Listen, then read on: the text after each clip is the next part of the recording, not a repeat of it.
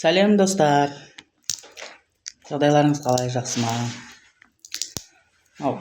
Қазіргі психологтарды түсінбеймін да. Баяғыда бізді сөздің шыны керек, әке-шешеміз ұрғанда бір көзіміз шығарып, басымызды жарып, қолымыз сындырып ұрған жоқ. Енді ұратын анда-санда оған өзіміз жеткіземіз.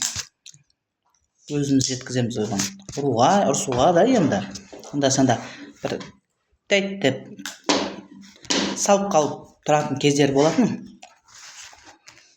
Соны көріп өскен, өлген жоқпыз. Қазіргі мына психологтарды айтам да. Алдында ойбай детский травма деп отыратын еді. Енді балаңыз сізге қарсы сөйлесе, ештеңе қылмайды. Оған қуаныңыз, ол өзін қорғауды біледі дейді да. Сонда қалай? Әкесі мен шешесіне сөз қайтармақ түгіліп тура қарамаған көзіне. Тура қарап, сенсіремеген. Қазір сенсіреп, маған iPhone, маған анау, маған мынау. Сонда енді бала шағамыздың беттен алып түске шапқанын қалап тұрма, түсінбедім мен психологтарды. Қазіргі психологтарды. Біз баяғыда осы әпкелеріміздің киімін киіп өстік, ештеңеміз өлген жоқпыз, жүрміз. Білеміз. Зато қалай келетінін, қандай шаршаумен, қандай қиыншылықпен, қандай моральный шаршаумен келетінін білеміз да. Қазіргі балдар көбісі енді білмеймін, жаңағы жылап, бірдеңе әпермесең жылап, бақырып, шыңғырып, сол жерді әперіп, қазір ата-ана емес, қазір бала шаға келіп шай ішпеймін. Кел, шай қайнады, шай ішейік, тамақ шайға келіңдер десе, жоқ, мен ондай тамақ ішпеймін. Біз кезінде сөздің шыны керек. Біз деген қайдам енді өлген жоқпыз, наоборот. Сол кісілердің таяғын жеп өскеніміз дұрыс болыпты. Үлкенді сыйлаймыз, үлкенге құрмет, кішіге ізет. Қазіргілердің ойбу, Құдай самасын, мектепте нелерін, мұғалімдерін боқтап, қол жұмсап, сол қайдан? Сол осы. Жоқшылықты көрмегеннен, әке-шеше енді барлығы жаңағы ой, мен бала шағам тоқ болса екен, киімі көк болса екен, ешкімнен кем болмаса екен деп өсіреміз ғой, бірақ соны түсінбейтін бала шаға көп қазір. Түсінбейді. Бірдеңе болса мен өлем, мен үйтем, мен бүйтем, iPhone әпермесең. Сосын қазіргі ер балдар мысалға мұндай. Қыз сияқты майысып, бір қазір өліп қалатын қойлары болады ғой, осы қазір өледі мынау деп тұрамайды деген сияқты, сондай сияқты енді ше. Майысып, күнге шықса ауырып қалады.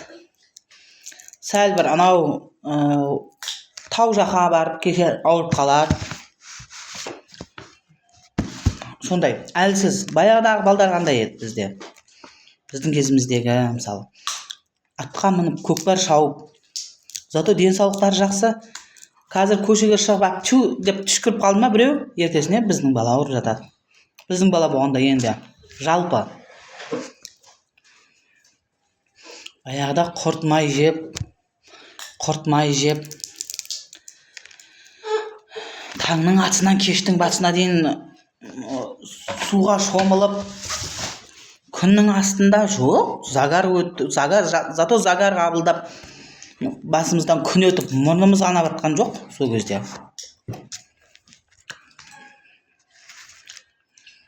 Қазіргі психологтардың өздерін оқыту керек па? Жаңағы қайдам енді айта алмаймын, миыма сыймайды. Детский травма қандай? Мен білмейді екенмін. Детский травманы өзім білмейді екенмін мен мысалға. Өзіміз мысалға таяқ жедік қой, ешқандай да детский травма көрген емес біз. Түсінбейміз да детский травма не екенін ол. Мен мысалы өзім 6 бала шаға өсіріп отырмын. Андасында ұрсып түзу емес жерлерінде айтып қоямын. Жұмыс істейді, менің үлкен қызым, балам, Құдайға шүкір, жұмыс істейді. Барлық тірлікті өздері істей береді. Бүйтіп сыртқа шығып қарасаң, қаның ашады қазіргі жастарға. Өзім таптым, өзім жаратам. Ол менің ақшам ғой. Мен сонда біз осы уақытқа дейін менің ақшам ғой деген жоқпыз ғой деймін да. Таңның атысынан кештің батысына дейін жұмыс істеп, тамақ шай ішсек, іштік ішпесек, қой жұмыс бала шағам деп жүріп қой. Не үшін олар менің ақшам деп айтады екен, түсінбеймін.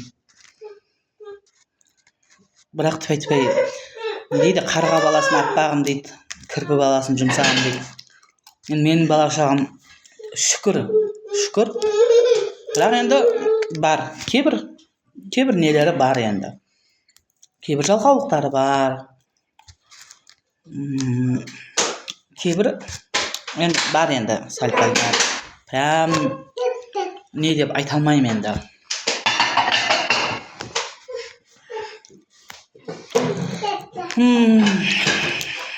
Қазіргі психологтар түсінбеймін. Қайда оқитындарын, кім сабақ беретінін оларға үйретіп, детский травма мынандай болады деп.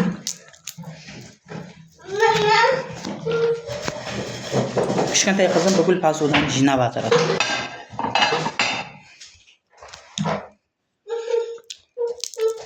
Жұмысқа үйрету керек. Жастайынан жұмысқа үлкенді сыйлатып үйрету керек.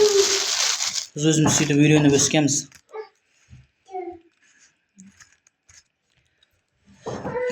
$10 мектепке апарсақ мәз болатынбыз. 10 теңге апарсақ мәз болатынбыз. Қазір 10 теңге емес, 10 теңге апарады қазіргі балдар. Кішкентай балдардың қалтасында 5 мың, 10 мың. Не алып атқандарын өздері білмейді. Ойбай, Қытайдың заты дейді. Қалталарына арқаны салып беріп қояды. Бала не істемейді сосын. Қытайдың затын жейді, Қытайдың суын ішеді. Аш қарынға горилла ішкендері, жегендері Қытайдың заты.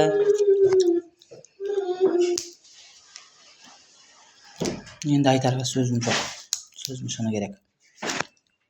Өзіміз кезінде біздің өміріміз қызық екен. Живой общение, телефон жоқ. Көршімізге барамыз, әңгімелесеміз, шай ішеміз, бір сол үйдің адамы сияқты. Қазір көп жерлерде көрші тұрмақ ағайын туыстармен зорға араласады. Байлыққа қарап араласады. Кімде ақша бар, сол адам. Ойбай деп. Өзінің кішкентай, өзінің баласымен, жасты адамдармен жаңағы брат болып кетеді ғой, жаңағы. Көке, жаке болып кетеді ғой. Әкесімен жасты адамдарда, өйткені анада байлық бар. Қазір сондай заман болып қалды ғой. Баяғыда біз деген әке-шешемізден, мұғалімнен қатты қорқатынбыз.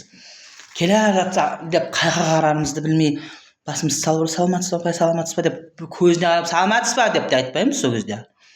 Саламатсыз ба деп бүйтіп өткізіп жүретінбіз жерге қарап. Сонда сол апай бізді күніге ұрып, шашымыздан жұлып атқан жоқ. Келіп сабағын үйретіп кеткеннен басқа. Кір дегенді қолмен жуатын едік. Алыстан су тасып, фляппен арбаға салып алып. Қазір Құдайға шүкір, ыдыс аяғына дейін машинка жуып береді. Ыдыс аяқты жуып, қолмен кірді жуып, үйді әттеп. Жоқ, маған ұнайды сол өмір, мысалға. Қазіргілердің бір шегені қағамайды балдар. Қолдарын ұрып алады, или қолдарын бірдеңе қылады.